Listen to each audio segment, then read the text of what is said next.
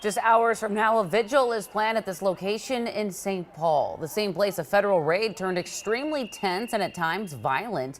This all happened less than 24 hours ago. That raid involved armed agents from ICE, the FBI, and the DEA who clashed with a large group of protesters. Audrey Russo is back on the scene where new information is still coming in this morning, Audrey.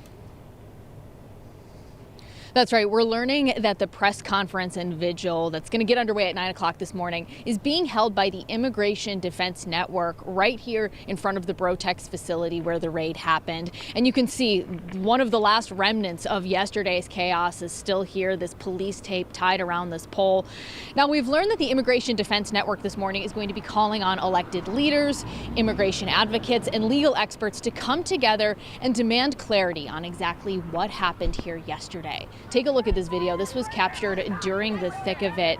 Now, when it comes to exactly what happened, there's still a lot of questions that need to be answered.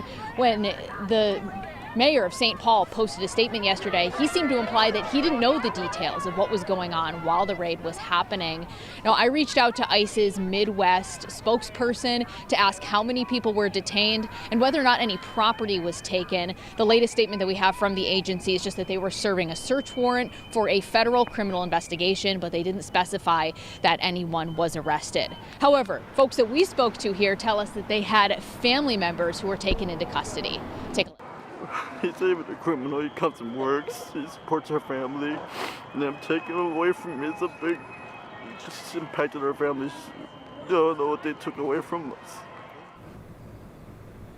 Now, we did speak to the former Anoka County Sheriff and President Trump's pick for Minnesota U.S. Marshal about some of the clash between federal agents and protesters and those who were here yesterday. Some of those clashes ended, for example, in a woman getting maced pretty much right in front of our camera. So we'll hear from him coming up in about 30 minutes. But for now, I'll send things back to you. The video from yesterday, incredibly hard to watch. Audrey Russo reporting live in St. Paul. Thank you.